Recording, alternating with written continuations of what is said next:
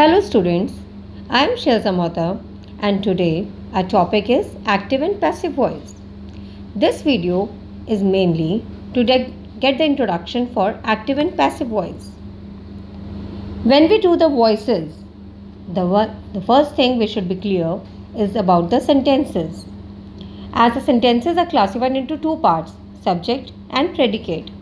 And for doing or converting the active into passive, this is the essential ingredients.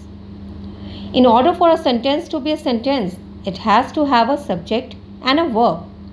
The difference between active and passive voice is dependent on the order that these parts go in. For example, she threw the ball for her dog. She is the subject over here and threw is the verb. And when we convert this sentence into passive voice, the she will goes at the end of the sentence and turn into her, and threw will turn into thrown, that is the V3 form. Now when we talk about the voices, the voice of a sentence tells us whether the subject in the sentence is performing an action or receiving an action. When the subject is the performer or the doer of the action, the verb is in active voice. When the subject of the sentence is the receiver of the action, the verb is in passive voice. Now where do we use the active or passive voice? Passive voice is used in writing when you want to emphasize the object of a sentence, while active voice is used when you want to emphasize the subject of a sentence. Knowing the difference between these two voices is vital to understand. When you have to identify the subject and the verb in a sentence, you should know the difference between the active and passive voice. The basic thing when you want to convert the active into passive voice, you should be consider the three rules. First one, the change of position of subject and object. Second one, there will be no change in the tense of the sentence. And the third one, whatever the verb has been used in active voice, that verb will turn into past participle form.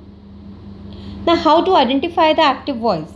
The active voice is when the subject comes before the verb. As you can see in this sentence, she threw the ball for her dog.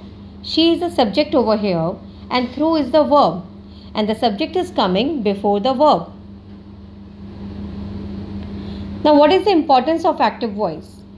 Active voice is used to be preferred as a preferred voice. It engages the readers and flows well because it conveys the meaning well. And it should be used wherever possible. We use passive very less and we use the active more, because when we speak this language, we used to give the emphasis on the subject, and passive voice gives the emphasis on the object. Now how to identify the passive voice? The passive voice is okay to use sometimes, like in instance where the subject of a sentence is unclear or unknown.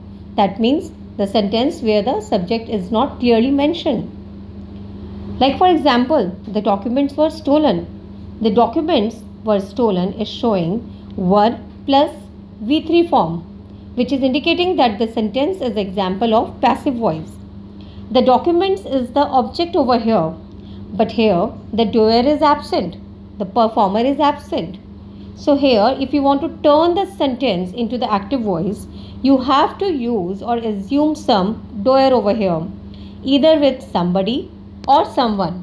So if you want to convert this sentence into active voice, that will be someone. Now were is there, so it's a past tense, so stole will be there. So someone or somebody stole the documents. That will be the active for this. Now what is the importance of passive voice? The passive voice is used to show interest in the person or object that experiences an action rather than the person or object that performs the action. In other words, you can say the most important thing or a person becomes the subject of the sentence.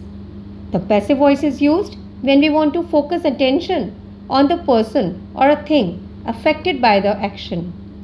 Or in simple words, you can take that passive voice gives the importance to the object and active voice gives the importance to the doer, that is the subject of the sentence. Dear students, This is the basic intro for active and passive voice. In the next video, we will discuss about the rules and regulations and the tenses used in active and passive voice. Thank you very much.